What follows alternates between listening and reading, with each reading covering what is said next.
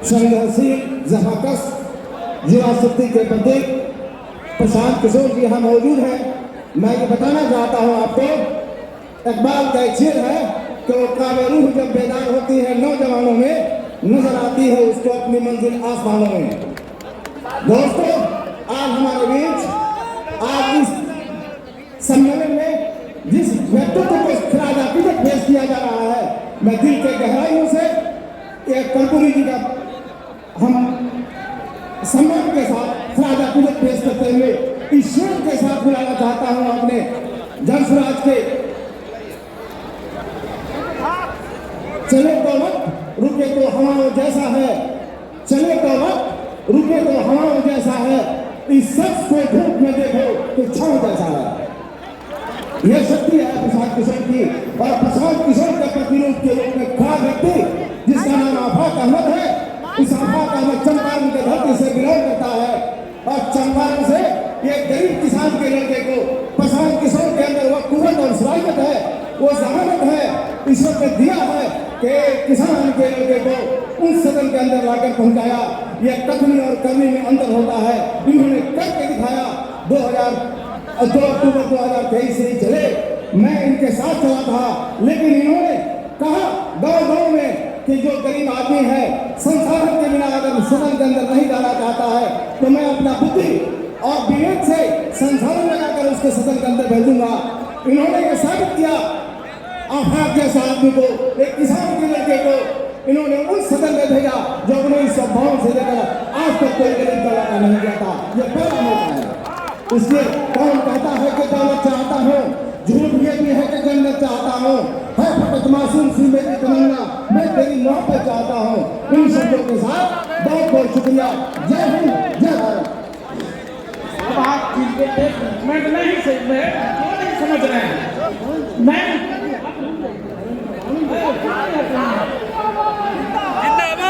जिनके लिए बेसब्र हैं, जिनके लिए प्रतीक्षारत हैं, माननीय भारत के महान राजनीतिक रणनीतिकार, कुशल चुनावी प्रबंधक, उद्भव सरस्वती के वरद पुत्र, जनगण की आकांक्षाओं के चांद माननीय प्रशांत किशोर जी को का स्वागत करने के लिए इस समारोह की अध्यक्षता कर रहे आदरणीय संतोष महतो जी से अनुरोध करूंगा कि आप अंग वस्त्र देकर अपने लोकप्रिय नेता, हम लोगों के उम्मीदों के चांद, बिहार के भविष्य और जननायक कर्पूरी ठाकुर के गांव की झोपड़ियों में रोशनी लाने की कोशिश कर रहे पदयात्रा के माध्यम से आम को जोड़ने वाले आदरणीय प्रशांत किशोर जी सम्मानित हो रहे हैं अतिथि मंच से।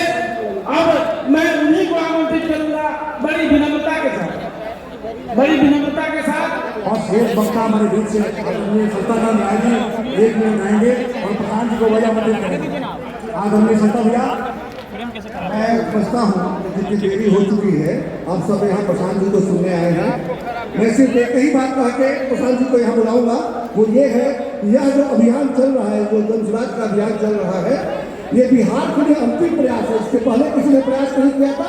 इसके बाद में ये अभियान किसी भी तरह से कमजोर पड़ा तो दोबारा कोई माइक कराने का प्रयास नहीं करेगा। इसलिए प्रशांत किशोर जी के लिए आप लोग अपना परिवर्तन लगा दीजिए। ये प्रयास कर देना चाहिए, बिहार के लिए सबसे आवश्यक प्रयास है। तो सिर्फ यही बात कहने के लिए मैं हूँ, और मैं सादर आमंत्रित करूंगा प्रशांत जी को कि मेरा समय भी आप ही में आए।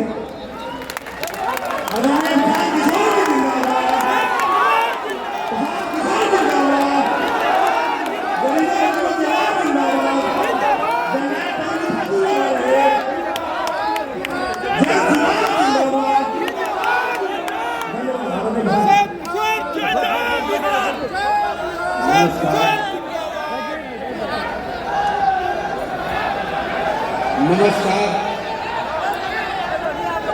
आप सबका इस सभागार में स्वागत है। पिछले 1.5 वर्ष में जब से हमने ये पदयात्रा जनसुराज अभियान के तहत शुरू करी है, थोड़ा सा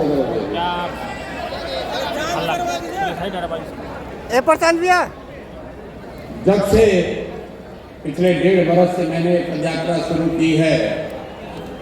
मैंने अभी तक किसी भी इस तरह के कार्यक्रम में हिस्सा नहीं लिया। प्रयास ये है कि जब तक पूरा बिहार हम लोग घूम न लें, गांव-गांव जाकर लोगों से मिल न लें, उनकी आशाओं की, उनकी अपेक्षाओं की का संकलन न कर लें, तब तक वापस आकर किसी बड़े मन से कोई बड़ी बात करना शायद ठीक नहीं है।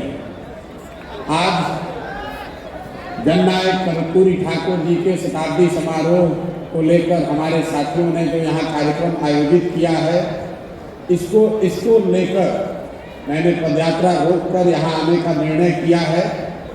मुझे आपसे कोई लंबी चौड़ी बात नहीं कहनी है।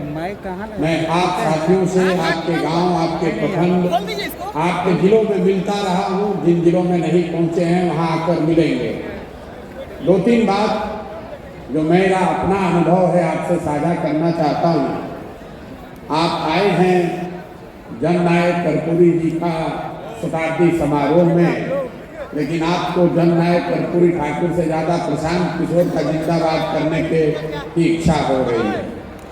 आपको जननायक कर्पूरी ठाकुर जी के फोटो को उठाना चाहिए। आप हमसे सेल्फी खिंचाने में लगे हुए हैं। आप अधिकार की बात कर रहे हैं और हमारे पीछे दौड़ने के लिए मरे जा रहे हैं। इसीलिए तो ये दुर्दशा। आप हमारे पीछे चल के कैसे अपना लाभ, अपना फायदा कर सकते हैं? जो कोई मंच पर आता है आपको लगता है यही मेरा नया रहनुमा आ गया। यही सोचते सोचते कितना सालों तक आपने कांग्रेस का झोला ढोया, फिर आप लालू जी का झोला ढोए, 18-20 साल से नीतीश जी का झोला ढोए। अब आपको लग रहा है कि कोई प्रशांत किशोर आकर आपकी जिंदगी को सुधार देगा। मेरे भाई, मैं हाथ जोड़कर आपसे कह रहा हूँ, मैं आपका रहनुमा नहीं हूँ। मुझ में वो ताकत नहीं है कि हम आपकी जिंदगी सुधार दें। ये जन सुराग बस वो विकल्प है, वो प्लेटफॉर्म है। आप में वो ताकत है। आपको अपने बच्चों के लिए खड़ा होना पड़ेगा। हम आपके पीछे चल सकते हैं। ये पहला ऐसा प्रयास है जिसमें हम आपको अपने पीछे चलने के लिए नहीं कह रहे हैं। आप पीछे चले, अलग अलग विचारधाराओं के पीछे चले, अलग अलग नेताओं के पीछे चले। जहां भी चले सब जगह आपको धोखा मिला। अगर हमारे पीछे चलिएगा तो यहाँ पर भी आपको धोखा मिलेगा। इसलिए मेरा आपसे आग्रह है, अनुरोध है, सुझाव भी है, किसी के पीछे मत चलिए, हमारे पीछे भी मत चलिए। आप आगे चलिए और जन स्वराज की जो व्यवस्था है, जो संसाधन है, जो हमारी ताकत है, उसको अपने पीछे लगाइए। तब आपका भला होगा, तब आपके समाज की तरक्की होगी। अभी जातिगत सर्वे हुआ है। आप में से बहुत लोगों ने वर्षों तक ये मांग की है कि जातिगत जनगणना होना चाहिए। अच्छा है, खराब है, लेकिन इस सर्वे ने एक बात तो जरूर दिखाया कि 30-35 बरस से जिन लोगों ने, जिन नेताओं ने आपके नाम पर राजनीति की है, आपके और आपके वोट की ताकत से कुर्सी पर बैठे हैं, उनके कुर्सी पर बैठने से आपके जीवन में कोई फर्क नहीं आया, आपके बच्चों के जीवन में कोई फर्क नहीं आया। और कुदरत का देखिए, ये नियति ऐसी चीज है, ऊपर वाला की जो ताकत है, उन्होंने उन्हीं के दिमाग में ये बात डाल दी। उन्होंने खुद से सर्वे किया और बताया कि भाई आपकी स्थिति 30 वर्ष पहले जो थी वही स्थिति आज भी बनी हुई है। ये विवाद का विषय नहीं है। वो लोग जो आपका रहनुमा होने का दावा कर रहे हैं, जो आपका 30 वर्ष से वोट ले रहे हैं, उन्होंने खुद स्वीकार कर लिया अपने सर्वे से ही कि आपकी स्थिति में पिछले 30 वर्ष में कोई फर्क नहीं आया। तो मेरी अपनी समझ ये है कि अगर आप हमारे साथ चलिएगा तो भी आपकी स्थिति में कोई फर्क नहीं आएगा। आपकी स्थिति तब बदलेगी जब आप अपने बच्चों के साथ चलिएगा, अपने बच्चों की लड़ाई लड़िएगा। और लड़ाई लड़ने का मतलब सिर्फ आरक्षण नहीं है। बहुत लोगों को लगता है, ज्यादातर ये जो जातिगत समीकरण बनाने वाले लोग हैं, हम लोगों ने 10 साल बहुत बड़े स्तर पर राजनीति को देखा है। या आपको लगता है कि आरक्षण मिलने से सब कुछ हो जाएगा? एक आंकड़ा आपको दे रहा हूं, आप लोग याद रखिए।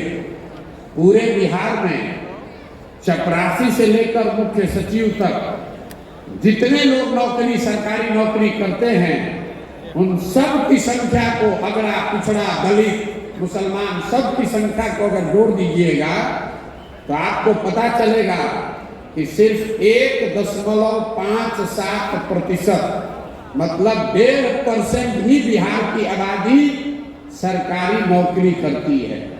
98.5% आबादी जो है उसको तो सरकारी नौकरी है ही नहीं। तो अगर आपको कोई आरक्षण का लाभ दे भी रहा है तो उसी 1.5% में तो आपको कुछ मिलना है। आपकी स्थिति तब सुधरेगी जब 100% आपको बच्चों को पढ़ाई की व्यवस्था की जाएगी, तब आरक्षण का लाभ आपको मिल सकता है।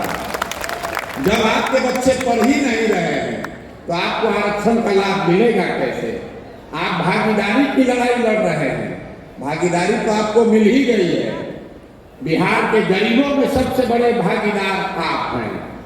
बिहार के अशिक्षित बच्चों में सबसे ज्यादा अशिक्षित बच्चे आपके समाज के लोग हैं। बिहार के भुखमरी के शिकार लोगों में सबसे बड़ी भागीदारी आपकी है। आपने भागीदारी मांगी सत्ता में, आपको भागीदारी मिल गई गरीबी में, अशिक्षा में, भुखमरी में, पिछड़ापन में। और इसका एक ही उपाय है, अपने पैर पर खड़े होइए, जन सुराज की इस व्यवस्था का लाभ उठाइए। लोग बताते हैं कि हमारा सुझाव लेकर बड़े बड़े लोग नेता बन गए, चुनाव जीत गए। आपको ये खुला निमंत्रण दे रहा हूं, आप अपने और अपने बच्चों को जन सुराज की इस व्यवस्था से जोड़िए। मेरे पास जो भगवान का दिया हुआ शक्ति, बुद्धि, साधन है, वो सब कुछ आपके पीछे, आपके बच्चों के पीछे लगेगा। किसी का झंडा लेकर मत घूमिए। अगर झंडा लेकर चलिएगा आपका भला कभी नहीं होगा। अभी ये अधिवेशन आज शताब्दी समारोह में शुरू हुआ है। मैं यहाँ भाषण देने नहीं आया हूँ। मेरी जो समझ है आपको सुझाव दे रहा हूँ, मानना नहीं मानना आपकी मर्जी है। ऐसे 10 अधिवेशन तो हर प्रमंडल में बिहार के ऐसे अधिवेशन कराए जाएंगे। मेरा प्रयास है कि व्यक्तिगत तौर पर जो जाकर मैं आपसे मिल रहा हूँ, सुन रहा हूँ, समझने का प्रयास कर रहा हूँ, उसके साथ साथ सामूहिक तौर पर आपके समाज के लोगों की आकांक्षाओं को, भावनाओं को समेट कर जो सुझाव हम लोग को मिलेगा, जब जब सुराज दल बने तो उस दल में आप झंडा उठाने वाला न बने, आपके सुझावों के आधार पर इस दल का संविधान बने, आपकी इसमें भागीदारी हो, हिस्सेदारी हो। आप प्रशांत किशोर के दल में मत शामिल होइए, उस दल को बनाइए जिसको आप अपने और अपने बच्चों के लिए बनाना चाहते हैं। एक ईंट प्रशांत किशोर की है, एक ईंट आप अपनी ओर से भी लगाइए और भरोसा रखिए। लोग बताते हैं कि पिछले 10 साल में मैंने जिसका भी हाथ पकड़ा है वो कभी चुनाव नहीं हारा है। अगर आपका भी हाथ पकड़े हैं और आप खड़े होइएगा, आपको भी हारने नहीं देंगे, ये भरोसा रखिए। हम उनमें से नहीं हैं जो चुनाव लड़ने के लिए लड़ता है, राजनीति करने के लिए राजनीति कर रहा है। अगर बिहार में आए हैं तो ये आप मान कर चलिए कि बिहार को जीतने का पूरा खाका दिमाग में बना कर लाए हैं। इसको जीतना कैसे है, जीतने के लिए कितनी ताकत लगानी पड़ेगी, कितना संसाधन लगाना पड़ेगा, कितना पसीना बहाना पड़ेगा, किनको साथ लेकर चलना होगा, ये सब कुछ सोच समझ कर आए हैं और पूरी तरीके से कृत संकल्पित हैं। जीवन के चाहे 2 बरस लगे या 5 बरस, इसको सुधार बगैर मानेंगे नहीं। अब तय आपको करना है। आप आइए, जुड़िए और पहले अपने जीवन काल में अपने बच्चों की जिंदगी को बेहतर होते देखिए। और ये बेहतर प्रशांत किशोर के प्रयास से नहीं, अपने प्रयास से, अपनी ताकत से, अपने पुरुषार्थ से आप इसमें जुड़िए। मैं यही आपको कहने आया हूँ। जननायक कर्पूरी ठाकुर जी का आज शताब्दी समारोह के अवसर पर जो पार्टिसिपेट करने का मुझे अवसर मिला है, 2-3 बातें जो हमारे साथियों ने बताई है, उससे पहले भी पिछले 1.5 साल में पैदल चलते हुए हर गांव प्रखंड में मैंने कहा है कि पहली बार आप 2025 के चुनाव में देखेंगे, पहली बार किसी एक राजनीतिक प्लेटफॉर्म से कम 75 आपके समाज के लोग विधायक का चुनाव लड़ेंगे। कम से कम 75 आदमी चुनाव लड़ेगा और मन से आपको दावा कर रहे हैं कि अगर जो दल और नेता आपका रहनुमा होने का दावा करता है, जरा उनसे पूछ लीजिए और उनको चुनौती भी दे रहा हूं, अगर उनमें दम है तो आपके 75 लोगों को लड़ा कर दिखा दें, कोई नहीं लड़ा सकता। और ये टिकट देने की घोषणा नहीं है, ये टिकट देने की घोषणा नहीं है। आपके समाज के अगर 75 लोगों को लड़ाएंगे तो लड़ने की तैयारी भी कराएंगे और उसके पीछे लड़ने की पूरी साधन की भी व्यवस्था करके देंगे। ये आपको आश्वासन देकर जा रहे हैं। कर्पूरी ठाकुर जी के जन्म शताब्दी के समारोह में एक और घोषणा मैं करना चाहता हूं। मेरी समझ से किसी भी समाज के बेहतरी का सबसे ताकतवर और इफेक्टिव जरिया है शिक्षा। जन सुराज की तहत से इस वर्ष से, अभी से मार्च महीने के आगे से हर वर्ष 500